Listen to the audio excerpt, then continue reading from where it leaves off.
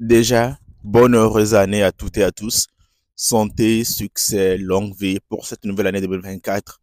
Cette vidéo est la dernière vidéo que je posterai en 2023, donc je vous souhaite tout le meilleur. Je voudrais parler dans cette vidéo de la DB 2024. Faisons un petit chemin.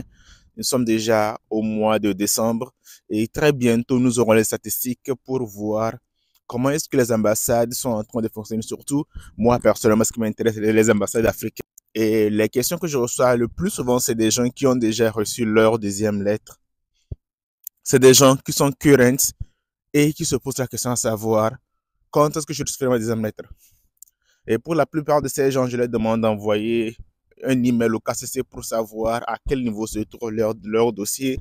Et pour la plupart de ces personnes, le dossier a déjà été traité, tout se passe bien, et ils sont maintenant dans le AVQ.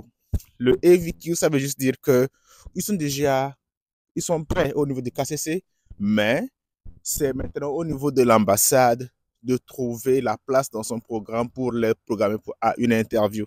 Et c'est là que ça coince parce que quand généralement je parle de comment que les ambassades fonctionnent, je fais souvent référence à ce genre de trucs. C'est-à-dire que il y a certaines ambassades qui fonctionnent très bien. Il y a certaines ambassades qui fonctionnent très bien et qui prennent souvent 100, 200 interviews par mois. Au même moment, il y a certaines ambassades pour qui c'est très lent, qui font à peine 40 ou 50 interviews par mois.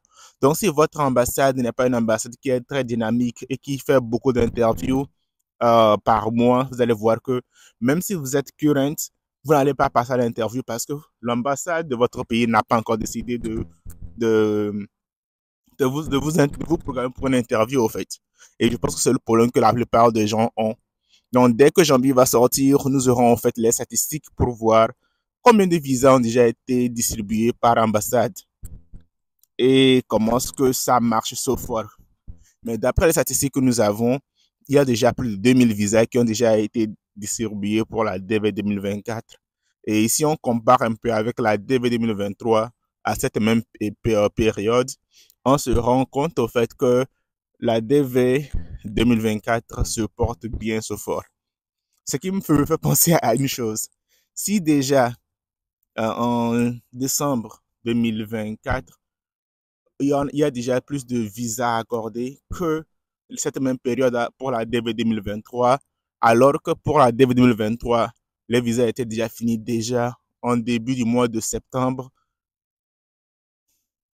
J'ai l'impression qu'on s'achemine vers un peu vers ce scénario. Ce qui me fait penser également que les grandes caisses de nombre sont à risque, mais pour l'instant, on ne le saura pas jusqu'à ce qu'on puisse savoir, en fait, quelle est la moyenne des visas accordés par mois et comment est-ce que les ambassades africaines sont en train de performer, si elles performent bien et tout. Un autre problème aussi que je voudrais soulever, c'est la plupart des gens qui ont l'intention de changer d'ambassade. C'est-à-dire qu'ils voyagent dans un autre pays. Imagine, tu es ivoirien et ils vont peut-être vivre au, en Égypte pendant les prochains mois qui arrivent. Vous pouvez écrire au KCC pour que votre lieu d'interview puisse être changé. Mais ne dites pas au KCC que vous voulez changer votre interview. Dites juste au KCC que vous vous demandez à débloquer votre DS.